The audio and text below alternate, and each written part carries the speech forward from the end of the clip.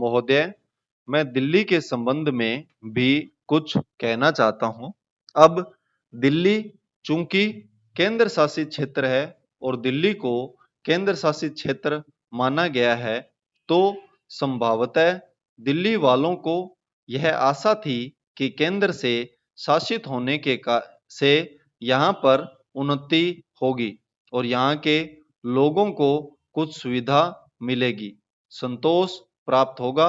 किंतु मैं यह देख रहा हूं और लोगों में भी यह भावना बढ़ती जा रही है कि जब से यह केंद्र शासित क्षेत्र हुआ है, तब से शासन में निरंकुशता आने लगी है और लोगों की ओर ध्यान कम दिया जाने लगा है। इसलिए मैं यह कहना चाहता हूं कि दिल्ली प्रशासन के पुनर्गठन के ऊपर पुनः जोर दिया जाना चाहिए और हो सके तो उसके लिए एक समिति बैठा दी जाए और उसके लिए सोचा जाए कि दिल्ली का प्रशासन किस तरह का होना चाहिए। मैं चाहता हूं दिल्ली के प्रशासन के संबंध में आप विचार करें। भ्रष्टाचार के संबंध में यहाँ बहुत कुछ कहा गया है, मैं पुनः उसको दोहराना नहीं चाहता, किंतु इतना अवश्य कहना चाहता हूं कि आज देश में जनता का जो नैतिक स्तर है वह दिन प्रतिदिन गिरता जा रहा है। सरकार को यह सोचना चाहिए कि उनका वह नैतिक स्तर किस प्रकार उठाया जाए और किस तरह से लोगों की भावनाएं बदली जाएं, किस तरह से लोगों में अनुशासन रह सके, इसके लिए सोचना अत्यंत आवश्यक है। जब भ्रष्टाचार की बात कहते हैं, तब यह तो सभी मानते हैं कि भ्रष्टाचार है और इसमें कोई दो राय नहीं है कि भ्रष्टाचार मौजूद है। छोटे से अधिकारी से लेकर बड़े अधिकारी तक यह फैला हुआ है। भ्रष्टाचार केवल प्रशासन में है ऐसी बात नहीं है, वरन यह लोगों में भी फैला हुआ है। जब करों की अदायगी का प्रश्न आता है, तब लोग दो दो खाते बना लेते हैं और आयकर की चोरी करने का प्रयत्न करते हैं और कर से बचने के लिए भ्रष्टाचार करते हैं। जैसे बगैर दोनों हाथ के ताली नहीं बज सकती, ठीक वही बात भ्रष्टाचार के संबंध में लागू होती है।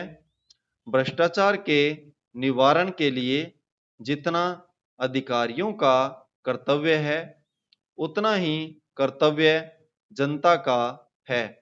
अधिकारियों को तो सतर्क रहना ही चाहिए, क्योंकि यह जो संसद है वह कानून बनाकर उनके हाथ में दे देती है। उसका कार्यान्वयन करने के लिए जनता और नौकरशाही को सहयोग से कार्य करना चाहिए। महोदय, प्रशासन का यह कर्तव्य हो जाता है कि वह सतर्क रहे और अधिकारी लोग अपने को निष्पक्ष रखें, किंतु जो जनता के अंदर एक गिरावट आती जा रही है वह भी एक देखने की बात है। इसलिए मैं चाहता हूं कि सरकार कोई ऐसा प्रयत्न करे जिससे भ्रष्टाचार को रोकने के लिए जो लोग नैतिक स्तर ऊंचा होना चाहिए उसको ऊंचा किया जा सके। उसके लिए जो भी वह कर सके करे। मुझे कहना तो बहुत कुछ था, लेकिन चूंकि मेरा समय समाप्त हो गया है, मैं अब और कुछ नहीं कहूँगा।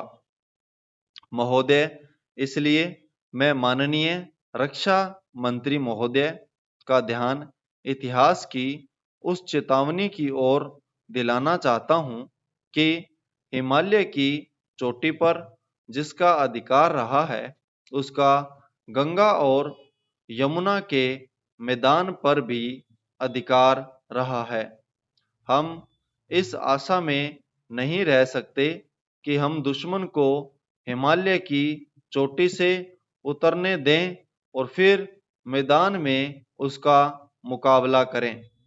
मुझे याद है कि कुछ वर्ष पहले प्रधानमंत्री जी ने बड़ी दृढ़ता के साथ यह कहा था कि हम हिमालय को दहेज के रूप में नहीं देना चाहते और यह नहीं कहना चाहते कि साहब आप टहलते हुए यहाँ आ जाइए। हम नहीं चाहते कि वहाँ पर कोई मुकाबला ही न हो। मैं समझता हूँ कि अगर किसी भी सैनिक अधिकारी के दिमाग में अभी तक यह भावना है कि हम हिमालय की ऊंची चोटियों को छोड़कर नीचे मैदान में आकर युद्ध लड़ेंगे तो उनको भ्रम में नहीं रहना चाहिए। यह एक घातक बात होगी, एक आत्मघाती नीति होगी। अगर एक बार चीन का हिमालय की चोटियों पर कब्जा हो गया तो चाहे वह बाद में नीचे हम पर हमला न भी करे किंतु वहां से हम उसको कभी नहीं हटा सकेंगे। इसलिए इस संबंध में स्पष्ट निर्णय किया जाना चाहिए। इसके बाद मैं मध्यवर्ती क्षेत्र के बारे में कुछ कहना चाहता हूं। पिछली बार जब चीन ने बड़े पैमाने पर आक्रमण किया था तो लद्दाख में और पूर्व में नेफा के इलाके में किया था।